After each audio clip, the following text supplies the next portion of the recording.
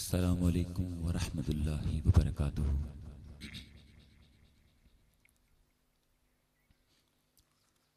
نحمدہ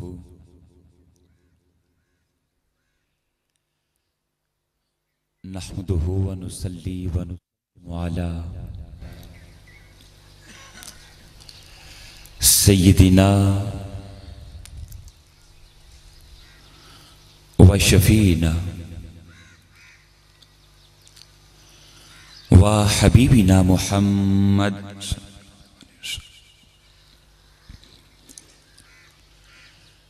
رسولہ النبی الامین المکین الحنین الکریم الرؤوف الرحیم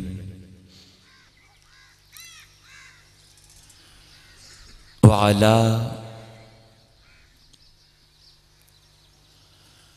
آلہ الطیبین الطاہرین وصحبہ الکرام المکرمین المتقین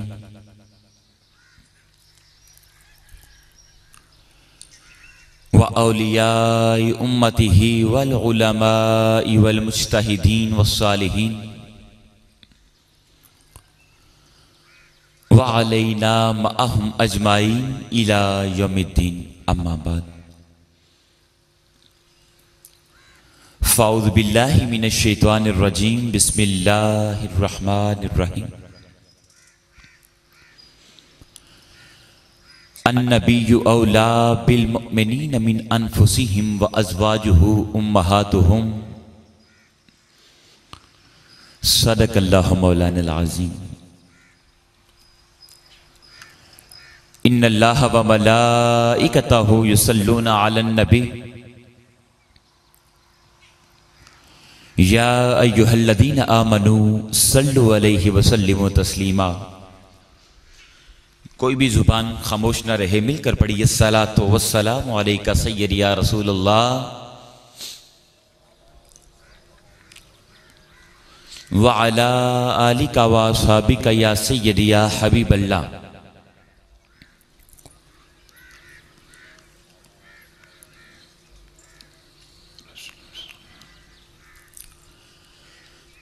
حاضرین محترم، خالق کائنات کا صدہ بار شکر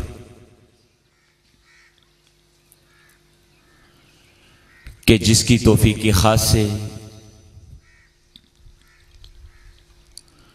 اور نبی مکرم حضرت محمد مصطفیٰ صلی اللہ علیہ وآلہ وسلم کے پاک جوڑوں کے صدقے سے آج ہم سبھی احباب 5 روزہ دروس عرفان القرآن اس کے دوسرے فیز کی چوتھی نشست میں حاضر ہیں۔ اللہ رب العزت کی بارگاہ میں التجا کرتے ہیں کہ باری تعالی ہمارا مل بیٹھنا اور سننا سنانا اپنی بارگاہ عالیہ میں قبول و منظور فرمائے۔ ثانیاً میں شکر گزار بھی ہوں اور مبارکباد بھی پیش کرنا چاہوں گا تحریک منہاج القرآن پنڈ دادنہان اور بالخصوص ٹوبہ، آپ کے جملہ قائدین و کارکنان تحریک منہاج القرآن یوتھ لیگ کے ساتھی، مصطفی اسٹوڈنٹس موومنٹ اور اس کے ساتھ ساتھ بالخصوص منہاج القرآن ویمن لیگ کی ہماری باجیاں مبارکباد کی مستحق ہیں کہ خالق کائنات نے آپ لوگوں کو یہ توفیق عطا فرمائی کہ جب آج کے دور کے اندر ہر بندہ اپنے کاروبار میں مشغول ہے، اپنے بزنس میں پڑا ہے، تو رب کائنات نے آپ لوگوں کو یہ توفیق عطا فرمائی کہ آپ قرآن کے نور کو لوگوں کے دلوں میں منور کرنے کی کوشش کر رہے ہیں۔ اللہ رب العزت کی بارگاہ میں التجا کرتے ہیں کہ باری تعالیٰ تو ان ہمارے ساتھیوں کے گھروں کو منور فرما، اور رب کائنات کی بارگاہ میں التجا کرتے ہیں کہ باری تعالیٰ ان 5 روزہ دروس عرفان القرآن کے انعقاد میں جس دوست نے جس طریقے سے بھی حصہ ڈالا، خالق کائنات ان کی اس کاوش کو، اخلاص کو اپنی بارگاہ میں قبول و منظور فرما، اور جملہ احباب جو ان دروس کے اندر حاضر ہوتے ہیں، بلا ناگہ تشریف لاتے ہیں، خالق کائنات تیری بارگاہ میں التجا کرتے ہیں کہ تو ان کے گھروں میں اپنی کروڑوں رحمتوں اور برکتوں کا نزول فرما، اور اگر ان کے گھروں کے اندر تکالیف ہیں، پریشانیاں ہیں، رزق کی تنگی ہے، تو خالق کائنات اپنے کرم سے اس کو دور فرما۔ حاضرین محترم، جیسا کہ آپ کو معلوم ہے کہ ہمارا یہ جو وقت ہوتا ہے نماز فجر کے بعد، سحری کے بعد، ان دروس عرفان القرآن کا، یہ وقت انتہائی مختصر ہوتا ہے، لمیٹڈ ہوتا ہے۔ اسی وقت میں رہتے ہوئے ہم نے اپنے موضوع کو بیان بھی کرنا ہوتا ہے، اور پھر کسی نہ کسی رزلٹ اور نتیجے پر بھی پہنچانا ہوتا ہے۔ اور جیسا کہ آپ نے اعلانات بھی سماعت کیے ہوں گے اور اشتہارات بھی پڑھے ہوں گے، دیکھے ہوں گے، تو جو آج کا ہمارا موضوع ہے وہ ہے امہات المؤمنین، اور جی لگتا ہے سب کو معلوم نہیں ہے، معلوم ہے نا سب کو؟ تو ذرا بولیے نا، امہات المؤمنین اور آج کی خواتین۔ جس طرح آپ نے پہلی نگاہ میں، پہلی نظر میں اس موضوع کو پڑھا تو آپ کے ذہن کے اندر ایک خیال گزرا کہ اس موضوع کا تعلق بالعموم مردوں کے ساتھ ہے، اور بالخصوص ہماری خواتین، ہماری ماؤں بہنوں کے ساتھ ہے۔ لہذا اس موضوع کے بہت سارے پہلو ہیں جن پہلوؤں کے ذریعے سے ہم اس موضوع کو آپ کے سامنے بیان کر سکتے ہیں۔ اس موضوع کے ساتھ جو ایک نسبت کی جاتی ہے وہ احادیث مبارکہ کی بھی نسبت ہے کہ اس موضوع کو ہم احادیث مبارکہ کی روشنی میں آپ کے سامنے بیان کریں۔ دوسرا، کتب سیر، کتب تاریخ، اس روشنی میں بھی اس موضوع کو آپ کے سامنے بیان کیا جا سکتا ہے۔ لیکن میں چاہوں گا کہ آج کی اس نشست کے اندر اس موضوع کو جو آپ کے سامنے بیان کرنے کی سعادت حاصل کروں، وہ سارے کا سارا قرآن کریم کی روشنی میں بیان کروں، اور پھر اللہ رب العزت نے امہات المؤمنین اور ازواج النبی صلی اللہ علیہ وآلہ وسلم آپ کے متعلق جو احکامات نازل فرمائے ہیں، ان احکامات میں سے جو سیرت کے پہلو ہماری ماؤں بہنوں کے لیے نکل سکتے ہیں وہ آپ کے سامنے بیان کرنے کی سعادت حاصل کروں گا۔ حاضرین محترم، اب آئیے بلا تمہید اپنے موضوع کی طرف بڑھتے ہیں۔ سورہ الاحزاب کی آیت نمبر 6، بولیے آیت نمبر 6، یہ آپ کے سامنے میں نے تلاوت کرنے کا شرف حاصل کیا، جس میں خالق کائنات نے ارشاد فرمایا، النبی اولا بالمؤمنین من انفسہم، کہ مومن وہ ہے، صاحب ایمان وہ ہے، اور اس شخص کا ایمان کامل ایمان ہے کہ جب محبت کرنے کی باری آئے تو وہ تاجدار کائنات صلی اللہ علیہ وآلہ وسلم سے جب محبت کرے تو تمام رشتوں سے بڑھ کر محبت کرے۔ حاضرین محترم، دیکھیں، ہم اس کائنات کے اندر، اس دنیا کے اندر ہر رشتے کے ساتھ محبت کرتے ہیں. ہم اپنے والدین سے محبت کرتے ہیں, اپنے بیوی بچوں سے محبت کرتے ہیں, اپنے دوست احباب سے محبت کرتے ہیں, لیکن دوستان ذی وقار ان تمام رشتوں سے بڑھ کر اگر ہم کسی چیز سے محبت کرتے ہیں تو وہ ہماری اپنی جان ہے. بولیے کیا ہے؟ اپنی جان ہے. میں مانتا ہوں کہ آپ کی محبت ہر رشتے سے ہے, ماں باپ سے ہے, بہن بھائیوں سے ہے, بیوی بچوں سے ہے, دوسرے رشتوں سے ہے, لیکن ان رشتوں سے بھی بڑھ کر آپ اپنی ذات سے, اپنی ہستی سے اور اپنی جان سے, نفس سے محبت کرتے ہیں. تو اللہ رب العزت نے یہاں پر کیا ارشاد فرمایا کہ اے انسان, اگر تم صاحب ایمان بننا چاہتے ہو, اگر تم یہ چاہتے ہو کہ خالق کائنات تمہارے ایمان کو مکمل کر دے, تو اے بندے تمہیں اپنی جان سے بھی بڑھ کر تاجدار کائنات کی ذات ذی وقار سے محبت کرنا ہوگی, آقا علیہ الصلوۃ والسلام سے عشق کرنا ہوگا, اور تاجدار کائنات صلی اللہ علیہ وآلہ وسلم آپ کی ذات ذی وقار کو تم نے اپنی جان سے بھی عزیز تر رکھنا ہوگا. ایک چیز کہ مومن وہ ہے جو تاجدار کائنات سے محبت کرنے والا ہے. آگے چلیے, آگے کلمات ارشاد فرمائے وَأَزْوَاجُهُ أُمَّهَاتُهُمْ, اور مومن وہ ہے جو نبی مکرم حضرت محمد مصطفیٰ صلی اللہ علیہ وآلہ وسلم آپ کی ازواج مطہرات کو اپنی ماں سمجھتا ہے. کیا سمجھتا ہے؟ اپنی ماں سمجھتا ہے. اب یہاں پر میری گفتگو شروع ہو چکی ہے, لہذا گزارش کروں گا تمامی حضرات سے, مردوں سے بھی اور اپنی ماں بہنوں سے بھی, کہ آپ گفتگو کی طرف جتنی توجہ کر سکتے ہیں توجہ کریں, کیونکہ اس موضوع کا تعلق ہماری ماں بہنوں کے ساتھ ہے, اور سوسائٹی کے اندر جو آج چند برائیاں جنم لے رہی ہیں, یا میڈیا کی وجہ سے, ٹیلی ویژن کی وجہ سے ہماری ماں بہنوں نے ان چیزوں کو اپنا لیا ہے, میں آج کی اس نشست کے اندر ان تمام چیزوں کو زائل کرنا چاہتا ہوں, ختم کرنا چاہتا ہوں. دوستان ذی وقار, اب دیکھیں ہم دنیا والے اپنی ماں کا ادب کرتے ہیں, ماں کا احترام کرتے ہیں, اور ماں کے ساتھ انسان کا جو تعلق ہوتا ہے وہ جسمانی تعلق ہے, دنیا کا تعلق ہے. اولاد کہاں سے پیدا ہوتی ہے؟ ماں کے بطن سے, ماں کے پیٹ سے.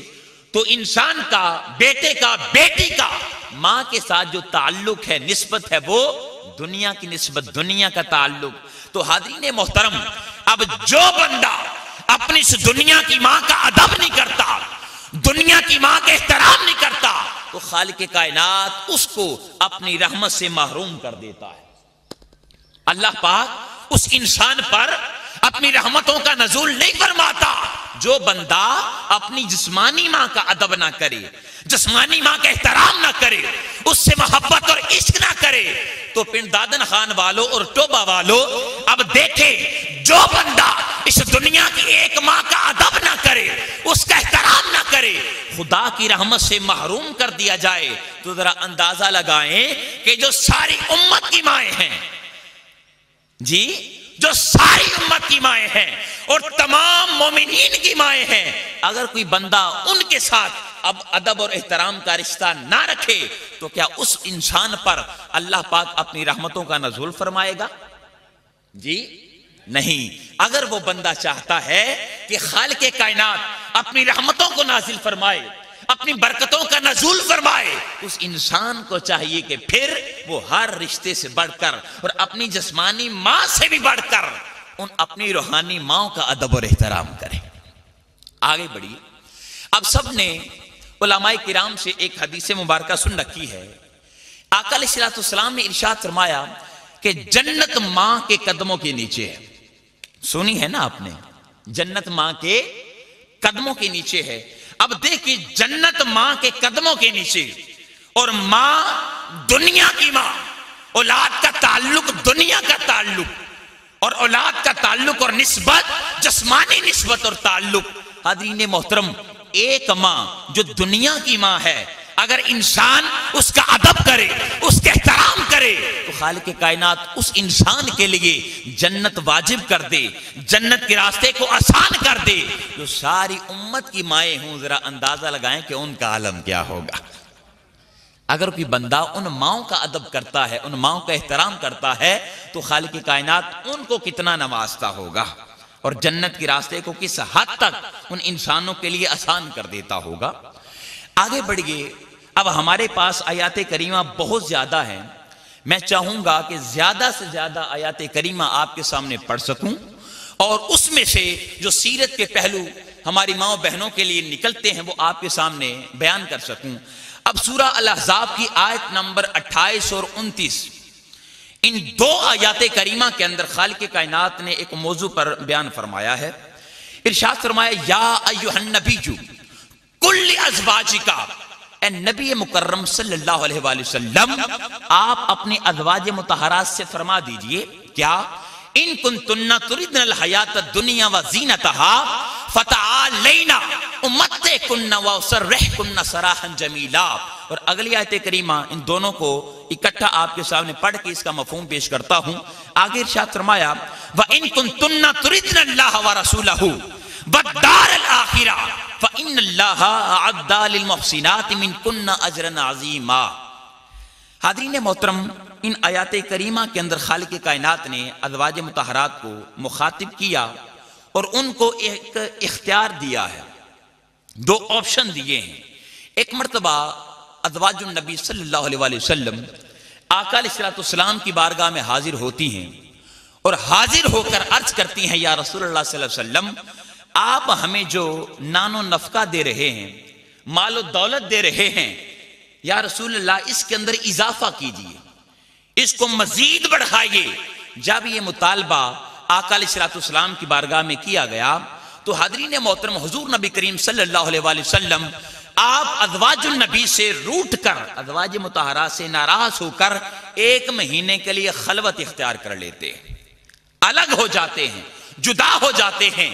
1 ماہ کے بعد خالق کائنات نے قلب مصطفیٰ پر ان آیات کا نزول فرمایا اور ارشاد فرمایا، اے نبی مکرم، آپ پریشان نہ ہوں، بلکہ آپ ازواج النبی کے سامنے یہ اختیار رکھ دیں، آپشنز رکھ لیں، کیا کہ اگر تم دنیا کا مال چاہتی ہو، دنیا کی زینت چاہتی ہو، تو آؤ میں تمہیں دنیا کا مال و دولت دے کر، دنیا کی زینت دے کر احسن طریقے سے رخصت کر دیتا ہوں، اور ہاں اگر تمہیں اللہ اور اس کے رسول کی رضا پسند ہے اور آخرت کے اندر اور جنت کے اندر صحبت مصطفیٰ چاہتی ہو، خدمت مصطفیٰ چاہتی ہو، تو پھر تمہیں تاجدار کائنات صلی اللہ علیہ وسلم کی ذات کے ساتھ اس دنیا میں صبر کرنا ہوگا۔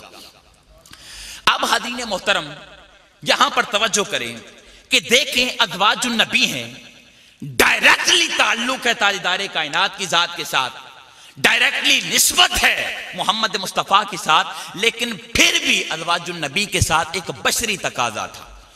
بشری تقاضا کی بنیاد پر ازواج مطہرات امہات المومنین نے آقا علیہ السلام کی بارگاہ میں نان و نفقہ کا مطالبہ کیا، مال و دولت بڑھانے کا مطالبہ کیا، لیکن قربان جائے جب تاجدار کائنات نے ان کے سامنے آپشن رکھے کہ تم کس چیز کو چننا چاہتی ہو، تمہیں دنیا کا مال چاہیے، دنیا کی زینت چاہیے، تو آؤ میں تمہیں دنیا کا مال و دولت دے کر احسن طریقے سے رخصت کر دیتا ہوں، اور اگر تمہیں اللہ اور اس کے رسول کی رضا پسند ہے تو پھر تمہیں تاجدار کائنات کے ساتھ صبر کرنا ہوگا۔ تو حاضرین محترم، ازواج النبی نے اور امہات المومنین نے جس آپشن کو منتخب کیا وہ آپشن فقط ایک ہی ہے۔ عرض کرتی ہیں، یا رسول اللہ، ہم نے آپ کی بارگاہ میں نان و نفقہ کا مطالبہ کیا، مال و دولت کا مطالبہ کیا، دنیا کی زینت کا مطالبہ کیا، یا رسول اللہ ہم معافی مانگتی ہیں، اللہ کی بارگاہ میں توبہ کرتی ہیں کہ آج کے بعد کبھی بھی آپ کی بارگاہ میں ہم مطالبہ پیش نہیں کریں گی۔ ہاں، ہمیں بس ایک ہی چیز چاہیے کہ ہم سے اللہ رب العزت راضی ہو جائے اور محمد مصطفیٰ راضی ہو جائے، ہمیں اور کچھ نہیں چاہیے، ہمیں بس جو خدمت کرنے کا موقع اس دنیا پر مل رہا ہے، یا رسول اللہ یہ خدمت کرنے کا موقع ہمیں جنت میں مل جائے، آپ کی صحبت، آپ کی خلوت، آپ کی قربت جو اس دنیا میں ہمیں میسر آ رہی ہے یا رسول اللہ، یہ ہمیں معاشر اور جنت میں بھی نصیب ہو جائے۔ تو ازواج النبی نے بشری تقاضا تو تھا کہ انہوں نے مطالبہ پیش کر دیا، لیکن ان کے سامنے جب آپشنز رکھے گئے تو کس آپشن کو چنا کہ یا رسول اللہ ہمیں اللہ اور اس کے رسول کی رضا پسند ہے، ہمیں دنیا کا مال نہیں چاہیے۔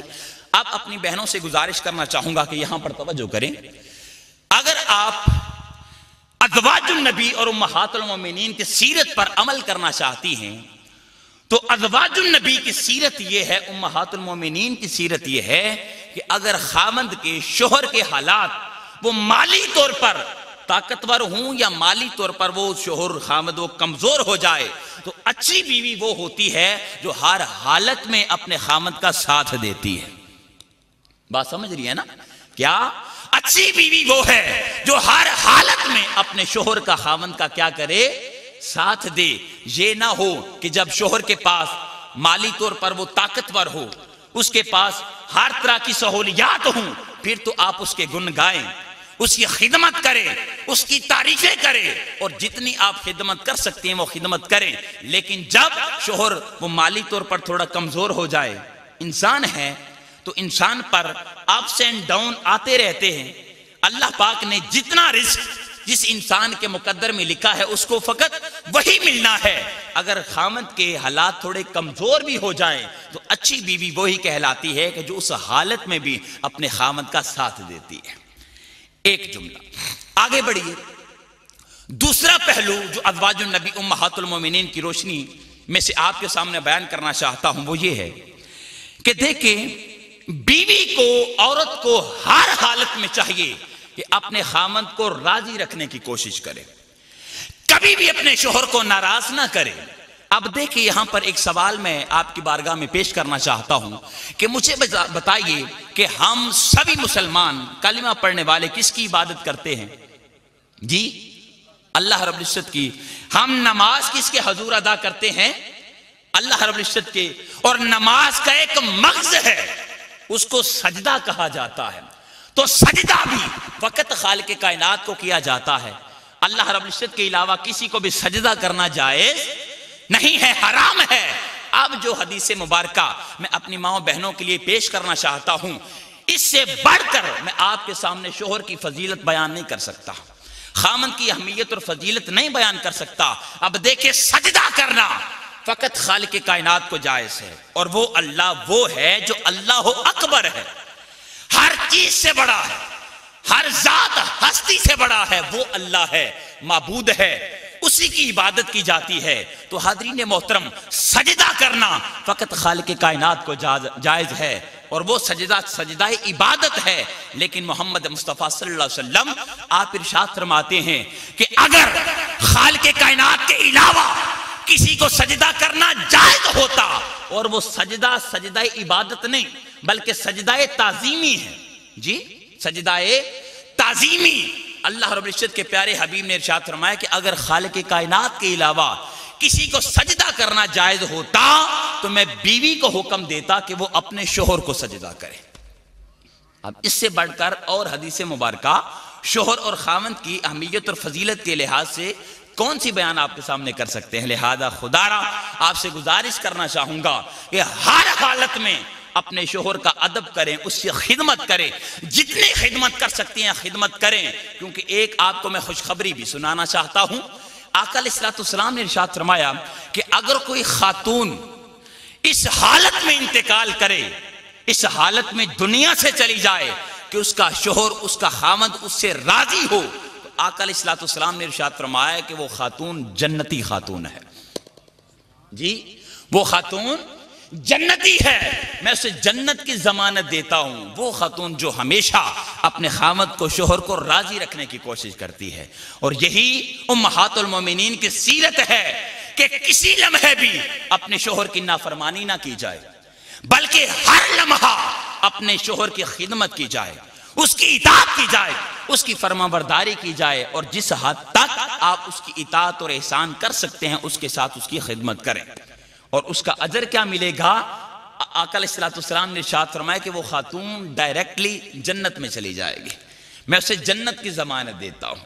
تو یہ چند پہلو ان آیات کریمہ کی روشنی میں میں نے آپ کے سامنے بیان کیے۔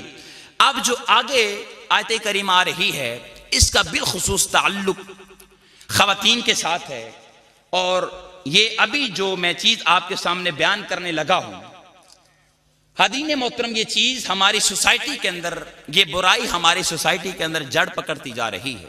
لہذا خدا را اس کو سنیے اور پھر ذرا اپنے گریبان میں جھانک کر دیکھیے کہ آیا ہمارا آج شمار کن خواتین میں ہو رہا ہے۔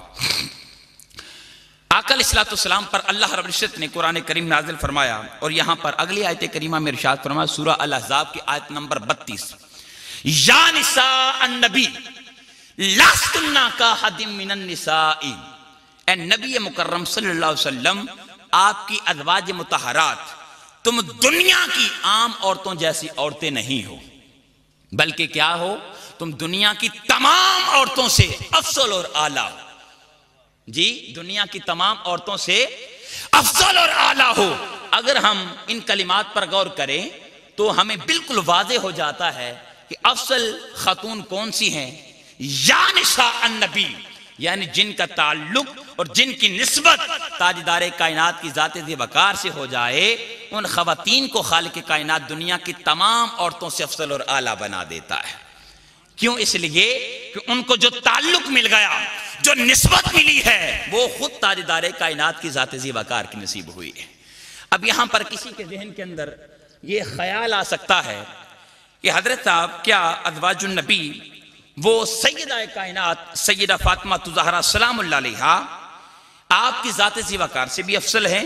تو حاضرین محترم یاد رکھے کہ ازواج النبی کو جو حیثیت اور فضیلت حاصل ہے وہ فقط ایک وجہ سے ہے، اور وہ وجہ کیا ہے؟ وہ وجہ یہ ہے کہ ازواج النبی امہات المومنین وہ آقا علیہ السلام کی ازواج ہیں، تاجدار کائنات کی بیویاں ہیں۔ تو آقا علیہ السلام کی ازواج ہونے کی وجہ سے ازواج النبی امہات المومنین وہ دنیا کی تمام عورتوں سے افضل اور اعلیٰ ہیں۔ لیکن قربان جائیں سیدہ کائنات سیدہ فاطمہ زہرا سلام اللہ علیہا آپ کی ذات ذی وقار پر کہ جن کو جو فضیلتیں حاصل ہیں وہ ایک حیثیت سے نہیں بلکہ تمام حیثیتوں سے آپ افضل اور اعلیٰ ہیں۔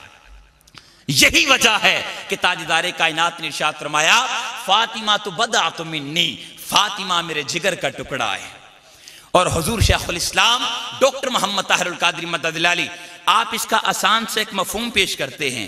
آپ فرماتے ہیں کہ اگر جان کے 3 حصے کیے جائیں تو تاجدار کائنات نے ارشاد فرمایا کہ اے فاطمہ، تجھ میں محمد مصطفیٰ صلی اللہ علیہ وسلم کی جان کے 2 حصے ہیں، یعنی 2 حصے وہ سیدہ کائنات میں ہیں۔ اور دوستو، جب تک کہ حدیث مبارکہ میں بیان نہ کر لوں اس وقت تک میں سمجھتا ہوں کہ اہل بیت طہار پر میری گفتگو نامکمل رہتی ہے۔ اب میں چاہوں گا کہ یہ جملہ آپ بھی میرے ساتھ مل کر آقا کی بارگاہ میں پیش کریں۔ دیکھیں، ہم ساری دنیا والے، ہم مومنین، مسلمان اور کلمہ پڑھ کر غلامی مصطفیٰ کا پٹا اپنے گلے میں ڈالنے والے، ہم سارے لوگ آقا کی بارگاہ میں ایک جملہ پیش کرتے ہیں، فدا کا ابی و امی یا رسول اللہ۔ ذرا پڑھیے نا آپ بھی، فدا کا ابی و امی یا رسول اللہ، یا رسول اللہ آپ پر ہمارے ماں باپ قربان، یا رسول اللہ آپ پر ہمارے ماں باپ قربان۔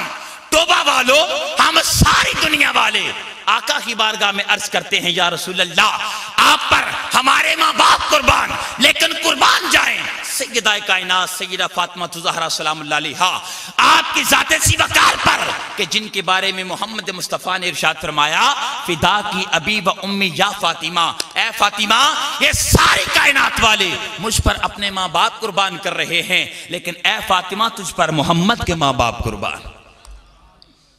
جی، تو یہ فضیلت ہے سیدہ کائنات کی۔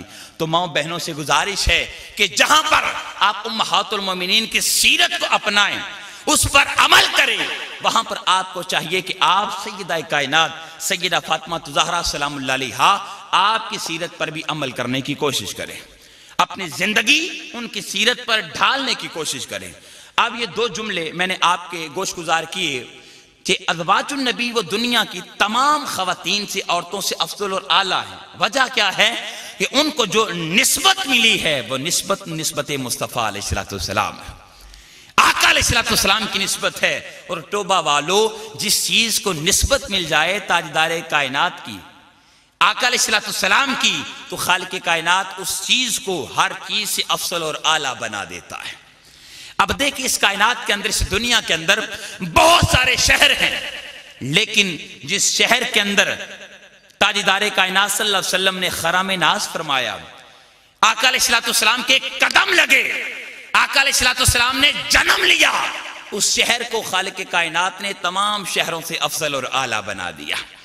اور رب کائنات نے اس شہر کی قسم کھائی اور کیا ارشاد فرمایا، لا اقسم بہذا البلد وانت حل بہذا البلد، کہ محبوب مکرم ہم اس شہر مکہ کی قسم نہیں کھاتے، ہاں اگر قسم کھاتے ہیں تو فقط ایک ہی سبب سے، ایک ہی وجہ سے، کہ محبوب آپ کے قدم اس شہر میں لگے ہوئے ہیں۔ آپ نے یہاں پر خرام ناز فرمایا، تو جس شہر کے اندر محمد مصطفیٰ قدم لگا دے، جہاں پر خرام ناز فرما دے، اس شہر کو خالق کائنات تمام شہروں سے افضل اور اعلیٰ بنا دیتا ہے۔ آگے بڑھئے، اگر نسبت مل جائے کسی انسان کو تو وہ تمام انسانوں سے افضل اور اعلیٰ ہو جاتا ہے۔ اب دیکھیں صحابہ کرام تھے، تو صحابہ کرام میں سے جس صحابی نے فقط چند لمحے تاجدار کائنات کی بارگاہ میں گزارے، بس ایک مرتبہ آقا کا مکھڑا تک لیا، آقا کا دیدار کر لیا، تو وہ صحابی حاضرین محترم تمام انسانیت سے افضل اور اعلیٰ ہوتے ہیں۔ آج کے دور کے اندر اگر کوئی انسان جتنی بھی ریاضات کر لے، جتنے بھی مجاہدات کر لے، عبادات کر لے، حاضرین محترم وہ تاجدار کائنات کا جس صحابی نے چند لمحے آپ کی بارگاہ میں بیٹھ کر دیدار کر لیا، آج عبادات کر کے کوئی غوثیت کے مقام پر فائز ہو جائے، کوئی غوث اعظم بھی بن جائے، حاضرین محترم وہ آقا علیہ السلام کے ایک ادنا سے صحابی، اس کے پاؤں کے نیچے جو گرد لگی ہوتی ہے وہاں تک بھی انسان کوئی پہنچ نہیں سکتا۔ کیوں؟ اس لیے کہ وہ صحابی ہیں کہ جنہوں نے تاجدار کائنات کا ڈائریکٹلی مکھڑا تکا ہوا ہے، آقا کا دیدار کر رکھا ہے۔ تو جس صحابی کو نسبت مل جائے تاجدار کائنات کی، وہ تمام انسانیت سے افضل ہے۔ اسی طرح آپ کی اگر بات کریں تو ہم سبھی احباب کن کی امت ہیں؟ آقا علیہ السلام کی، حضرت محمد مصطفیٰ صلی اللہ علیہ وسلم کی۔ دیکھیں ہم سے پہلے بھی 1.25 لاکھ انبیاء کرام تشریف لائے، تو تمام انبیاء کرام کو خالق کائنات نے امتیں بھی عطا فرمائی، لیکن قربان جائیں آقا علیہ السلام کی ذات ذوقار پر کہ جب آپ کو اپنا آخری نبی بنا کر بھیجا اور آپ کو امت عطا فرمائی، خوش نصیب ہیں ہم لوگ، ہم تاجدار کائنات کی امت ہیں۔ آقا علیہ السلام کے ساتھ ہمارا تعلق ہے، ہماری نسبت ہے۔ حاضرین محترم، جس امت کو نسبت مل جائے آقا علیہ السلام کی، اس امت کو خالق کائنات تمام امتوں سے افضل اور اعلیٰ بنا دیتا ہے۔ کنتم خیر امت اخرجت للناس، کہ تم تمام امتوں سے کیا ہو؟ بہتر ہو، اعلیٰ ہو، افضل ہو۔ تو جس چیز کو بھی نسبت مل جائے آقا علیہ السلام کی، تو حاضرین محترم یقین کریں کہ اس چیز کو خالق کائنات ہر چیز سے افضل اور اعلیٰ بنا دیتا ہے۔ اس بات کو یہاں پر رکھیے۔ اب آگے جو کلمات آ رہے ہیں یہاں پر تھوڑی سی توجہ کیجیے گا۔ ارشاد فرمایا ان اتقیتن، اور اے ازواج النبی پرہیزگاری اختیار کرتی رہو۔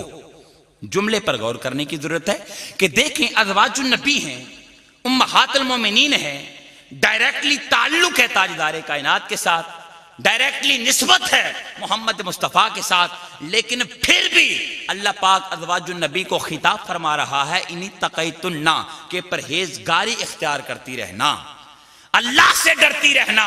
تو آج کے خواتین سے گزارش ہے کہ خدا را، جب اللہ پاک نے ازواج النبی کو خطاب فرمایا اور ان کی تربیت فرمائی کہ بے شک تمہارا تعلق نبی علیہ السلام کے ساتھ ہے، لیکن پھر بھی پرہیزگار رہنا، اللہ کی نافرمانی نہ کرنا، ہمیشہ خالق کائنات کے حکم پر عمل کرنا اور تاجدار کائنات کی سنت پر اپنی زندگی کو ڈھالنے کی کوشش کرنا۔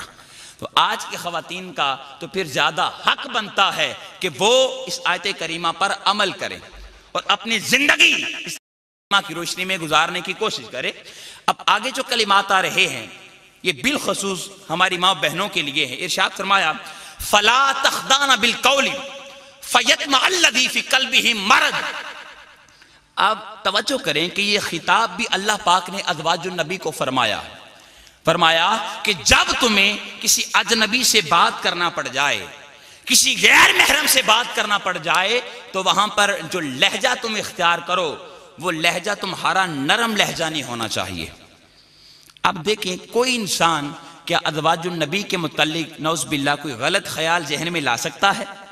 جی بولیے نا، نہیں لا سکتا، لیکن اللہ پاک نے پھر بھی ان کی تربیت فرمائی، پھر بھی ارشاد فرمایا کہ جب اجنبی سے بات کرنا پڑ جائے، غیر محرم سے بات کرنا پڑ جائے، تو وہاں پر تم نے لہجہ جو ہے اس کو نرم بولیے، نہیں رکھنا۔ تو آج کی خواتین سے گزارش ہے کہ خدا را آپ کو بھی، جب پہلی تو بات یہ ہے کہ آپ کو کسی غیر محرم سے بات کرنے کی ضرورت ہی نہیں ہے، کسی اجنبی سے بات کرنے کی ضرورت ہی نہیں ہے۔ ہاں اگر ضرورت پڑ جائے تو پھر وہاں پر اپنا جو لہجہ آپ نے رکھنا ہے وہ نرم لہجہ نہیں رکھنا، بلکہ دستور کے مطابق سیدھی سیدھی جو بات آپ کرنا چاہتی ہیں وہ بات آپ اس کو سامنے بیان کر دیں۔ ہاں لہجہ نرم رکھا جا سکتا ہے، اخلاق کے ساتھ پیش آیا جا سکتا ہے، ہنس کر مسکرا کر اچھے اچھے جملے بول کر گفتگو کی جا سکتی ہے، لیکن کس کے سامنے؟ اپنے شوہر کے سامنے، اپنے باپ کے سامنے، اور اسی طرح اپنے بھائی کے سامنے، اپنے بیٹوں کے سامنے، اپنے محرم رشتوں کے سامنے۔ لیکن اجنبی سے بات کرنا پڑ جائے تو وہاں پر آپ نے اپنا لہجہ وہ نرم بولیے نہیں رکھنا۔ لیکن ہمارے ہاں بدقسمتی سے آپ کی بات نہیں کر رہا، آپ کا تعلق اچھے گھرانوں کے ساتھ ہے، دین کے ساتھ تعلق ہے، مسجد کے ساتھ تعلق ہے، علماء کرام کے خطابات سنتی رہتی ہیں۔ آپ کے وسیلے سے اور سوشل میڈیا کے وسیلے سے یہ بات میں عوام تک پہنچانا چاہتا ہوں کہ بدقسمتی سے آج ہمارے ہاں الٹی گنگا بہ رہی ہے کہ وہی خاتون جب اپنے گھر میں ہوتی ہے، اپنے شوہر سے گفتگو کرتی ہے، باپ سے گفتگو کرتی ہے، بھائیوں سے گفتگو کرتی ہے، تو شوہر اسی میں عفیت سمجھتا ہے کہ یہ اللہ والی خاموش ہی ہو جائے۔ ایسی بات ہے نا، اللہ ماشاءاللہ سب کی بات نہیں کر رہا، وہ اسی میں عفیت سمجھتا ہے کہ یہ کیا خاموش ہی ہو جائے تو بہتر ہے۔ لیکن وہی خاتون جب سوسائٹی میں نکلتی ہے، معاشرے میں نکلتی ہے، کوئی سودا سلف لینے جاتی ہے، تو یوں اخلاق سے گفتگو کرے گی، ہنس ہنس کے مسکرا کر اچھے اچھے جملے بیان کرے گی، یوں لگے گا کہ یہ عورت جو ہے، خاتون جو ہے، یہ اخلاق کا مجسمہ ہے۔ تو خدا را اس بات پر نظر ثانی کریں اور سوچئے کہ ہم کس نہج پر جا رہی ہیں۔ آیا کہ ہمارا تعلق آج امہات المومنین کے ساتھ ہے، یا ہم نے مغرب کی ثقافت کو اور کلچر کو فروغ دیا ہے؟ ہم ان کے کلچر پر اپنی زندگی کو ڈھال رہی ہیں، یا ہم نے امہات المومنین کی سیرت پر عمل کرنا ہے؟ تو اس پر سوچنے کی ضرورت ہے، کیونکہ ہمارے ہاں عام مردوں کا اور عورتوں کا میل جول ہے، آزادانہ میل جول ہے۔ ہم اگر یونیورسٹیز کی بات کریں تو وہاں پر بھی طلبہ اور طالبات اکٹھے تعلیم حاصل کر رہے ہوتے ہیں، لڑکے لڑکیاں اکٹھے پڑھتے ہیں۔ اداروں کی بات کریں تو اداروں کے اندر بھی مرد اور خواتین اکٹھے کام کر رہے ہوتے ہیں۔ اسی طرح اسمبلی کی بات کریں تو اسمبلی کے اندر مرد بھی منتخب ہو کر جاتے ہیں اور خواتین بھی منتخب ہو کر جاتے ہیں۔ لیکن بس گزارش سے کرنا چاہتا ہوں کہ جب بھی کسی اجنبی سے بات کرنا پڑ جائے، غیر محرم سے بات کرنا پڑ جائے، تو وہاں پر اپنا جو لہجہ ہے اس لہجے کو نرم نہیں رکھنا۔ اس کی وجہ کیا ہے، ریزن کیا ہے؟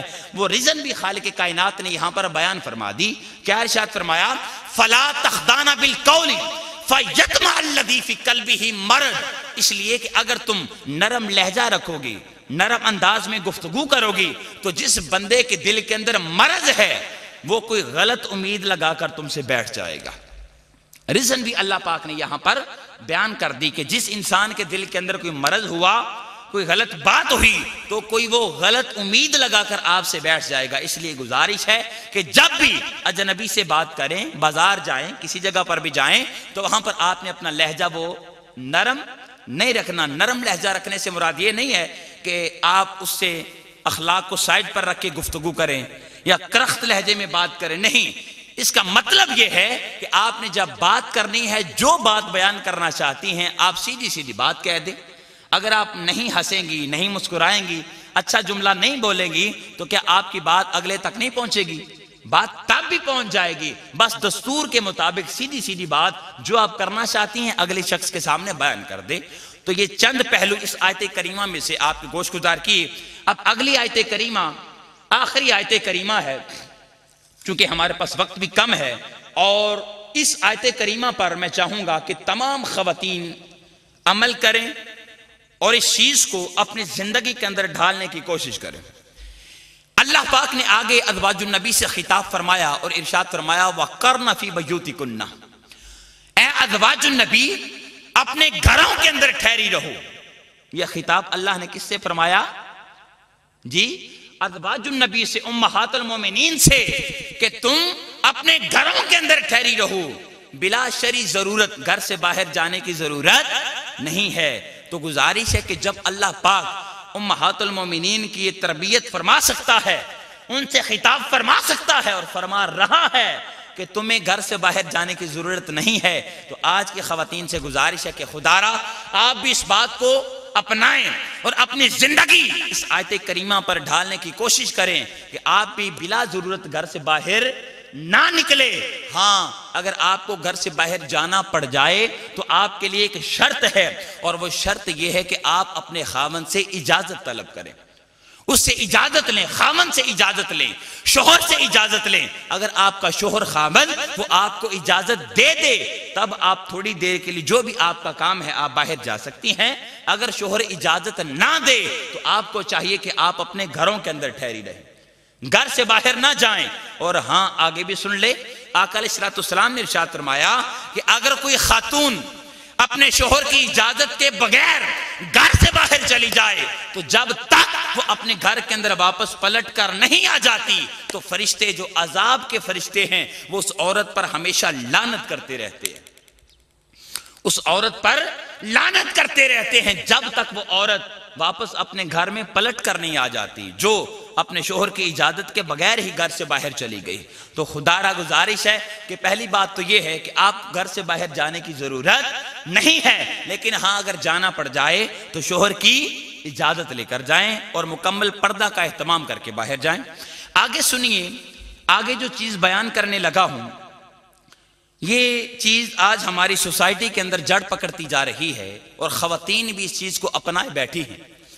اللہ پاک نے ازواج النبی کی تربیت فرمائی اور خطاب فرمایا وَلَا تَبَرَّجْنَا تَبَرُّجَ الْجَاهِلِيَّةِ الْأُولَىٰ، اور اے ازواج النبی زمانہ جاہلیت کی خواتین کی طرح تم تبرج اختیار نہ کرو۔ تبرج کسے کہا جاتا ہے؟ مفسرین نے اس کے بہت سارے معنی بیان کیے ہیں۔ تبرج کا ایک معنی ہے زینت، بناؤ سنگار۔ یہ جو خواتین میک اپ کرتی ہیں اس کو عربی زبان کے اندر تبرج کہا جاتا ہے۔ اور تبرج کا ایک دوسرا معنی ہے عورتوں کا اپنے محاسن مردوں کے سامنے ظاہر کرنا، اپنے جسم کو، اعضاء کو مردوں کے سامنے ظاہر کرنا، اس کو بھی عربی زبان میں تبرج کہا جاتا ہے۔ اسی طرح عورتوں کا ٹہل ٹہل کر چلنا مردوں کے سامنے، اس کو بھی عربی زبان کے اندر تبرج کہا جاتا ہے۔ اور بھی بہت سارے معنی ہیں۔ عربی زبان کا اگر ایک لفظ ہو تو اردو زبان کے اندر اس کے بہت سارے معنی ہوتے ہیں۔ میں چند معنی میں نے آپ کے گوش گزار کی، بس ایک معنی آپ لے لیجئے کہ بناؤ سنگار کرنا، زینت کرنا، میک اپ کا اہتمام کرنا، اس کو عربی زبان میں تبرج کہا جاتا ہے۔ اور آگے کلمہ ہے زمانہ جاہلیت، جاہلیت اولا، اس کے بارے میں بھی ہمارے پاس بہت سارے اقوال ہیں، لیکن میں اس بحث میں نہیں جانا چاہتا تھا کہ ہمارا وقت بچ جائے، لہذا بس گزارش ایک جملے کی صورت میں کرنا چاہتا ہوں کہ جاہلیت اولا سے مراد یہ ہے آقا علیہ السلام سے پہلے کا جتنا زمانہ تھا اس کو جاہلیت اولا کہا جاتا ہے۔ بات سمجھ گئے نا؟ بہت سارے اقوال ہیں، میں اس بحث میں آپ نہیں پڑھنا چاہتا، بس ایک جملہ سن لیں کہ آقا علیہ السلام سے پہلے جتنا زمانہ بیت چکا اس تمام زمانے کو جاہلیت اولا کہا جاتا ہے۔ اور ازواج النبی سے خطاب فرمایا کہ تم زمانہ جاہلیت اولا کی طرح بناؤ سنگار نہ کرو، میک اپ نہ کرو، زینت اختیار نہ کرو، تبرج نہ کرو۔ اب حاضرین محترم، تبرج کے اندر ایک چیز جو آتی ہے وہ عورت کا لباس آتا ہے۔ اب یہاں پر میں مردوں سے بھی گزارش کروں گا کہ آپ اس گفتگو کو غور سے سماعت کریں، اس لیے کہ جو مرد ہوتا ہے وہ اپنے گھر کا حاکم ہوتا ہے، اپنے گھر کا سربراہ ہوتا ہے۔ تو یہاں پر ذرا توجہ سے اس گفتگو کو سنیے گا۔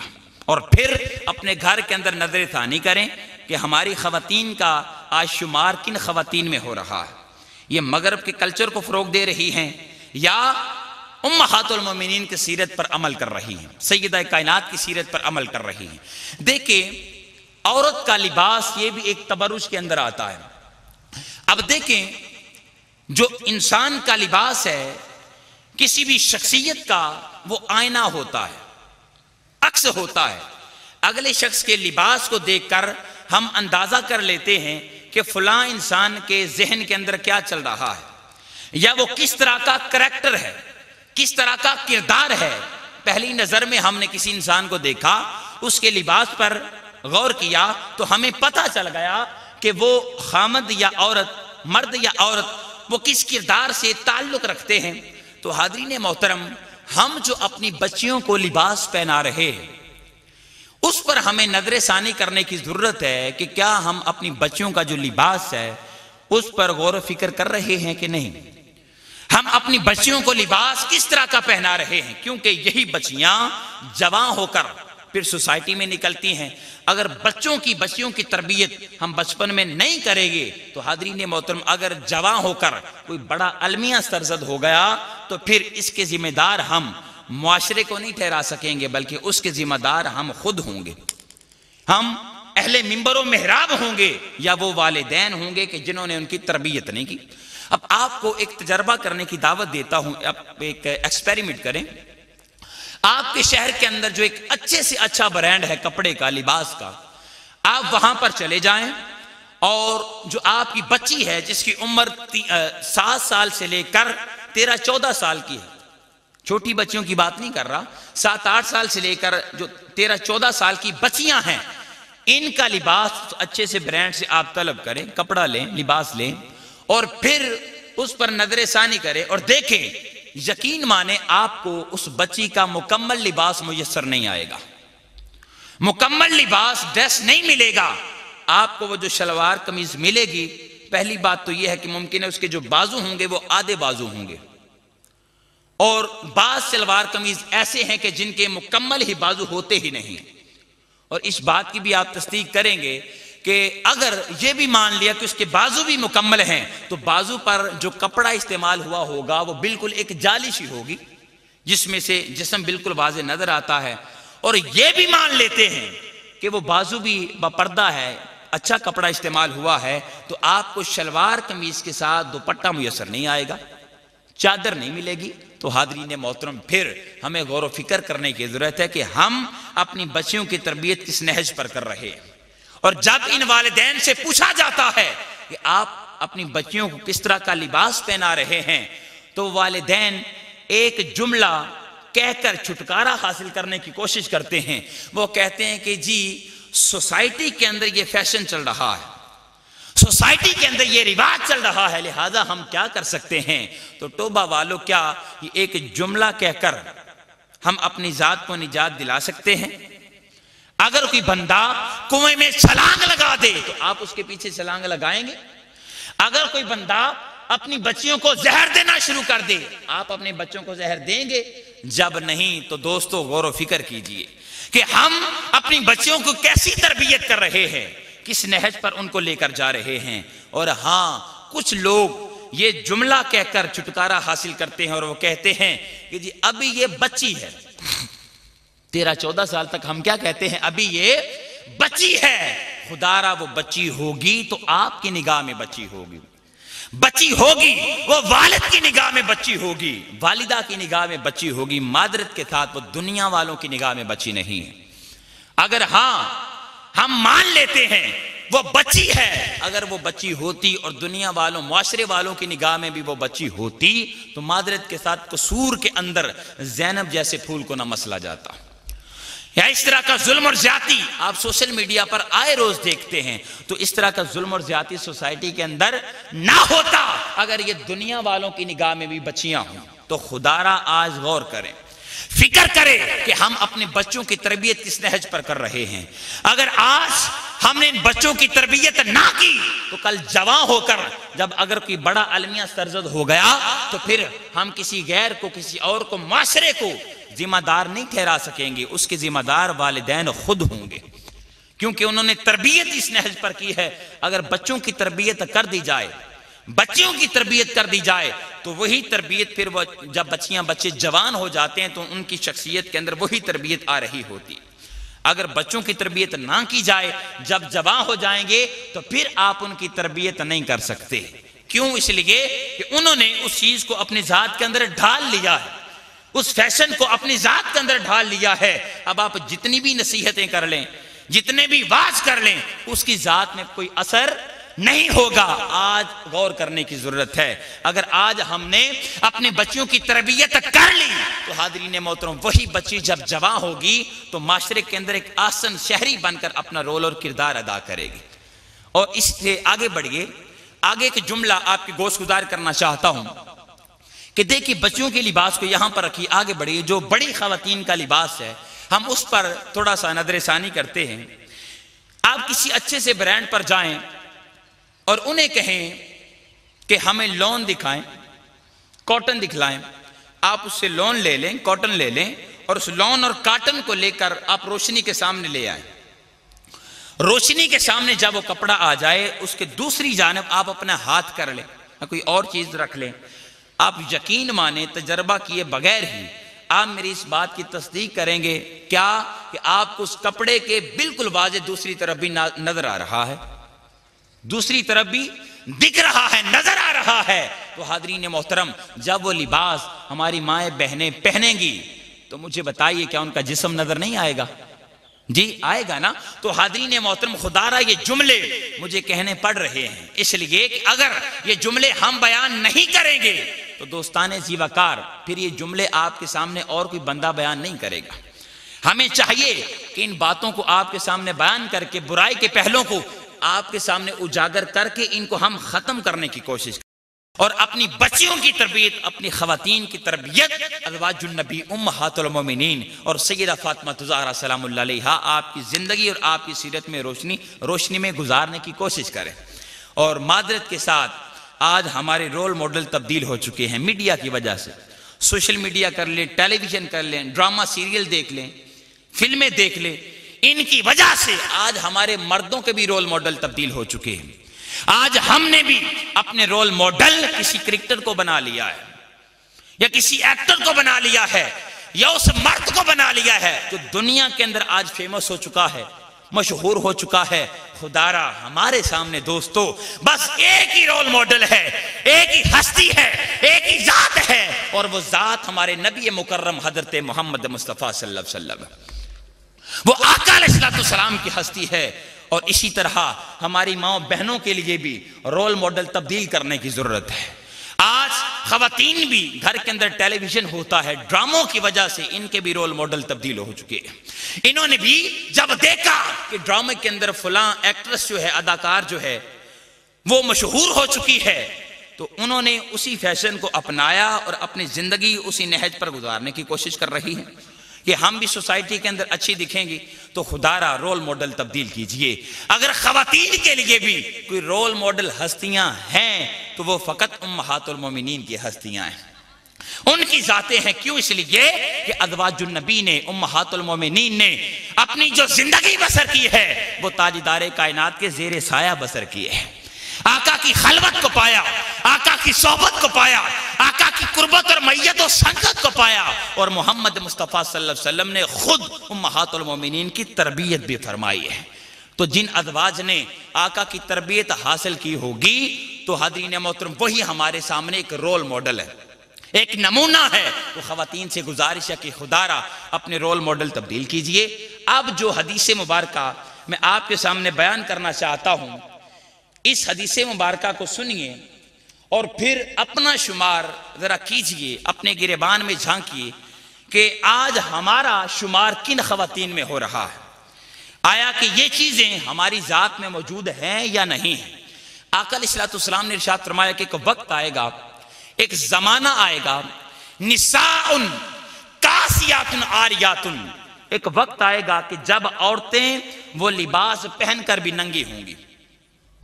لباس بھی پہنا ہوگا لیکن تب بھی ننگی. معنی کیا ہے؟ معنی یہ ہے کہ لباس اتنا چست ہو جائے گا، اتنا ٹائٹ ہو جائے گا کہ جن اعضاء کا عورت پر چھپانا لازم اور واجب ہے وہ اعضاء لباس پہننے کی وجہ سے بالکل کھل کر سامنے آ جائیں گے. ایسا ہوتا ہے یا نہیں ہوتا؟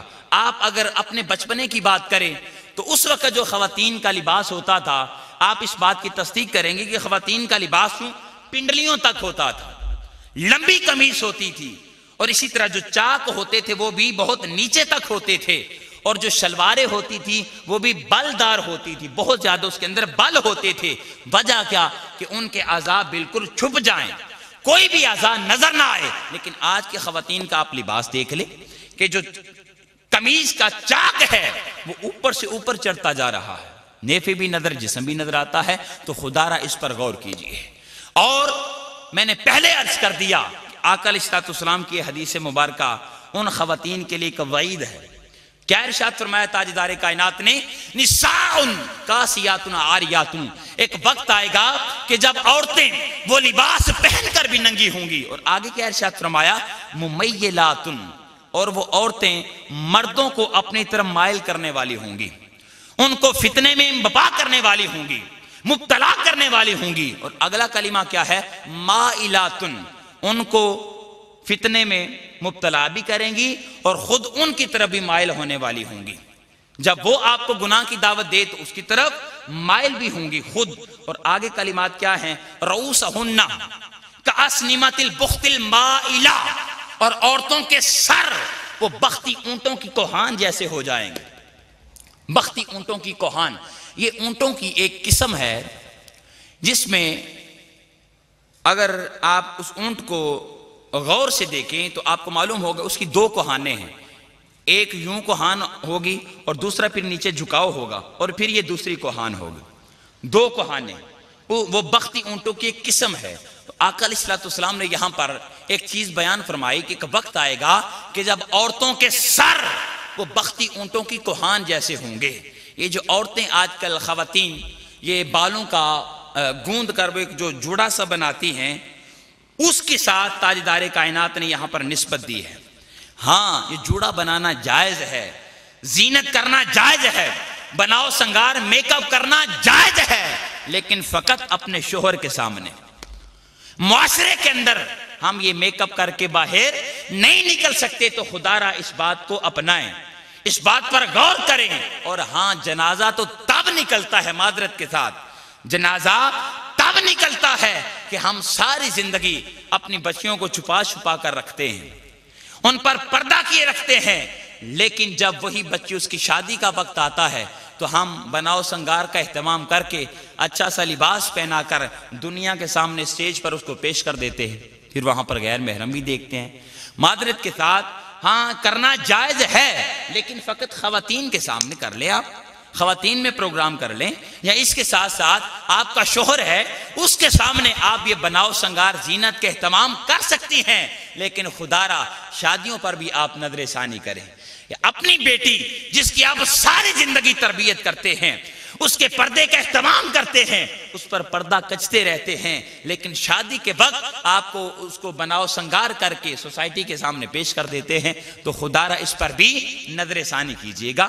آقا علیہ الصلوۃ والسلام نے یہ چند چیزیں بیان کر کے آگے ارشاد فرمایا کہ جس عورت کے اندر یہ تین چیزیں ہوں گی کہ وہ لباس پہن کر بھی ہوں گی، اسی طرح ممیلات مردوں کو مائل کرنے والی، مردوں کی طرف مائل ہونے والی، اور اس کا سر بختی اونٹوں کی کوہان جیسا. یہ چیزیں آقا علیہ الصلوۃ والسلام نے ارشاد فرما کر آگے ارشاد فرمایا لا يدخلن الجنہ. وہ عورت جنت کے اندر داخل نہیں ہو سکے گی. اللہ پاک اس عورت کو جنت کے اندر داخل نہیں فرمائے گا. اور دوستو جنت کے اندر داخل ہونا تو دور کی بات ہے، جو آگے کلمات آ رہے ہیں ان پر ذرا غور کیجیے گا. آگے ارشاد فرمایا وَلَا يَجِدْنَا رِيحَهَا. اور جنت میں داخل ہونا تو دور کی بات، وہ خواتین جنت کی خوشبو تک نہیں سونگھ سکیں گے. یعنی اتنی بڑی وعید خالق کائنات کے پیارے حبیب نے یہاں پر بیان فرما دی ہے. اب چونکہ وقت کافی بیتا جا رہا ہے، میں اس آیت کریمہ کو چند لمحوں میں کمپلیٹ کرتا ہوں. آگے جو کلمات ہیں ان پر بھی غور کرنے کی ضرورت ہے. آگے اللہ رب العزت نے ازواج النبی کی تربیت فرمائی اور ارشاد فرمایا وَأَقِمْنَ الصَّلَاةَ، اور نماز قائم کرتی رہو۔ اب دیکھیں امہات المومنین ہیں، آقا کی ذات سے نسبت ہے، تو توبہ والوں میں آپ سے پوچھنا چاہتا ہوں کہ مجھے بتائیے کیا ازواج النبی وہ نماز ادا کرنے والی نہیں تھی؟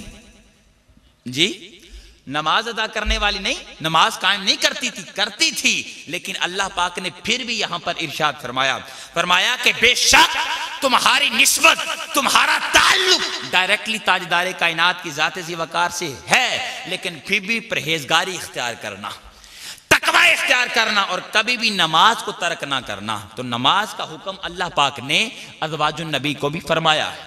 لہذا ہم اگر نماز کی اہمیت اور فضیلت کی بحث میں نہیں جانا چاہتے، لیکن اگر ہم قرآن کریم کا مطالعہ کریں تو 20 مقامات پر خالق کائنات نے نماز قائم کرنے کا حکم دیا ہے، اور اسی طرح احادیث کا مطالعہ کریں تو اس کے اندر بھی تاجدار کائنات نے نماز کی فضیلت اور اہمیت اور نماز نہ پڑھنے کے لیے والوں کے لیے وعیدیں بھی سنائی ہیں، لیکن اس بحث میں نہیں جانا چاہتا۔ بس گزارش یہ کرنا چاہتا ہوں کہ خدا را جب یہ حکم اللہ رب العزت نے ازواج النبی کو فرما دیا تو آپ کا پھر زیادہ حق بنتا ہے کہ آپ اس آیت کریمہ کے حصے پر عمل کریں اور کبھی بھی اپنی زندگی میں نماز ترک نہ کریں۔ ہاں عورتیں یہ کہتی ہیں کہ ابھی بچے چھوٹے ہیں، ان کو سنبھال رہی ہیں، یا بچے کپڑے گندے کر دیتے ہیں، تو خدا را یہ فقط سارے، ہاں میں مانتا ہوں کہ یہ باتیں ساری سچ ہیں، بہانہ نہیں ہے، باتیں سچ ہیں، لیکن حاضرین محترم یہ باتیں یا ان چیزوں کا بہانہ بنا کر ہم نماز ترک نہیں کر سکتے، اور نہ خالق کائنات نے یہاں پر چھوٹ دی ہے۔ جن ایام کے اندر خواتین کو اللہ رب العزت نے چھوٹ دی ہے ان میں نماز چھوڑ سکتی ہیں، لیکن اس کے علاوہ کوئی عورت کوئی بہانہ نہیں بنا سکتی اور نہ نماز کو ترک کر سکتی ہے۔ آج کل تو بہت زیادہ سہولیات میسر ہیں خواتین کو۔ اگر آپ اپنے بچپنے کی بات کریں تو آپ میری بات کی تصدیق کریں گے کہ اس وقت یہ کہا جا سکتا تھا کہ جب نہ یہ پیمپرز ہوا کرتے تھے نہ نیپیاں تھیں، اس وقت بچے بستر پر پیشاب کر دیتے تھے اور ماں کے کپڑوں پر پیشاب کر دیتے تھے، جسم پر پیشاب کر دیتے تھے۔ اس وقت تھوڑا سا مشکل تھا اپنے آپ کو صاف اور ستھرا رکھنا، پاک رکھنا، لیکن آج چونکہ پیمپرز آ چکے ہیں، اگر کوئی خاتون تھوڑا سا بھی خیال کر لے تو اپنے لباس کو بھی پاک رکھ سکتی ہے اور اپنے جسم کو بھی پاک رکھ سکتی ہے۔ تو خدا را آپ نے ہمیشہ یہ کوشش کرنی ہے کہ کبھی بھی زندگی میں نماز ترک نہ کریں۔ آگے بڑھئے، آگے کلمہ آیا ہے، اللہ پاک نے ارشاد فرمایا وَآتِينَ الزَّكَاةَ، اور زکوٰۃ ادا کرتی رہو۔ یہ بھی حکم خالق کائنات نے ازواج النبی کو فرمایا ہے، کیا کہ صدقہ خیرات کرتی رہنا، زکوٰۃ ادا کرتی رہنا۔ اب دیکھیں ازواج النبی، ایک جملہ عرض کرنے لگا ہوں، اللہ پاک نے ازواج النبی کو خطاب فرمایا ہے کہ کبھی نماز ترک نہ کرنا، اور اس کے ساتھ کبھی زکوٰۃ یہ نہ ہو کہ تم چھوڑ دو، ہمیشہ صدقہ خیرات کرتی رہنا، زکوٰۃ ادا کرتی رہنا۔ تو دیکھیں اللہ نے ان کو زکوٰۃ دینے کا حکم دیا، لیکن پوری زندگی ازواج مطہرات نے، امہات المومنین نے کبھی بھی اپنی ساری زندگی میں زکوٰۃ ادا نہیں کی۔ جی اللہ پاک نے یہاں پر یہ حکم دیا ہے کہ زکوٰۃ ادا کرو، لیکن انہوں نے اپنی ساری زندگی میں زکوٰۃ ادا ہی نہیں کی۔ آپ تعجب کا اظہار کریں گے، حیرانگی کا اظہار کریں گے۔ علماء کرام تشریف فرما ہے، جانتے ہیں کہ دوستو زکوٰۃ واجب ہوتی ہے تب جب مال پر سال گزر جائے۔ جی جب مال پر سال گزر جائے تب زکوٰۃ فرض ہوتی ہے، واجب ہوتی ہے۔ اور امہات المومنین اور ازواج النبی آپ کی بارگاہ میں جتنا بھی مال آ جاتا سورج ڈھلنے سے پہلے پہلے اللہ کی راہ میں تقسیم کر دیا کرتی تھی، اللہ کی راہ میں تقسیم کر دیا کرتی تھی۔ تو لہٰذا آج کے خواتین سے گزارش ہے کہ خدا را اگر آپ کے پاس زکوٰۃ جتنے پیسے نہیں ہیں، جتنی اللہ پاک نے آپ کو توفیق عطا فرمائی ہے، بس کوشش کیا کریں کہ اس میں بھی تھوڑا تھوڑا اللہ کی راہ میں تقسیم کرتی رہا کریں۔ یتیموں کی مدد کر دیں، بیواؤں کی مدد کر دیں، مساکین کی مدد کر دیں۔ سوسائٹی کے اندر اگر کوئی غریب بندہ نظر آتا ہے تو اس کی مدد کر دیں، اور ازواج النبی اور امہات المومنین ان کی سیرت پر عمل کرنے کی کوشش کریں۔ اور آپ جانتے ہیں ممکن ہے کہ کل کا جو آپ کا موضوع ہوگا وہ زکوٰۃ کی اہمیت اور فضیلت کے متعلق ہوگا، جس میں حضور شیخ الاسلام ڈاکٹر محمد طاہر القادری مدد العالی کے ایک نامور شاگرد ہیں علامہ غلام شبیر جامی صاحب، وہ آپ کے سامنے زکوٰۃ کی اہمیت اور فضیلت بیان کریں گے، لہذا اس لیے میں اس موضوع کو زیادہ نہیں چھیڑنا چاہتا، بس ایک جملہ عرض کرنا چاہتا ہوں کہ جو اللہ کی راہ میں تقسیم کرتا ہے، خدا کی راہ میں زکوٰۃ ادا کرتا ہے، صدقہ و خیرات کرتا ہے، پھر خالق کائنات اتنا کچھ عطا فرماتا ہے کہ پھر اس کو مال و دولت کی کمی نہیں آتی، اتنا زیادہ عطا فرما دیتا ہے۔ قرآن کریم کے اندر خالق کائنات نے وعدہ فرمایا ہے کہ جو بندہ اللہ کی راہ میں تقسیم کرتا ہے کہ خالق کائنات اس مال کو 10 گنا سے لے کر 700 گنا تک بڑھا دیتا ہے۔ یہاں پر رکھی، آگے بڑھیے چونکہ وقت کم ہے۔ آگے اللہ رب العزت نے ارشاد فرمایا وَأَطِيعْنَا اللَّهَ وَرَسُولَهُ، اور اے ازواج النبی اللہ اور اس کے رسول کی اطاعت کرتی رہنا، کبھی بھی خالق کائنات کی نافرمانی نہ کرنا۔ اس کے بارے میں بھی ہمارے پاس بہت سارے اقوال ہیں، لیکن وقت کم، لہذا ان کو میں یہاں پر چھوڑتا ہوں، ترک کرتا ہوں، اور خواتین سے گزارش کرنا چاہوں گا کہ خدا را ہمیشہ اللہ اور اس کے رسول کی اطاعت کرتی رہنا، کبھی رب کائنات کی نافرمانی نہ کرنا اور محمد مصطفیٰ کی نافرمانی نہ کرنا، اور ہمیشہ ازواج النبی اور امہات المومنین کی سیرت پر اپنی زندگی ڈھالنے کی کوشش کرتی رہنا۔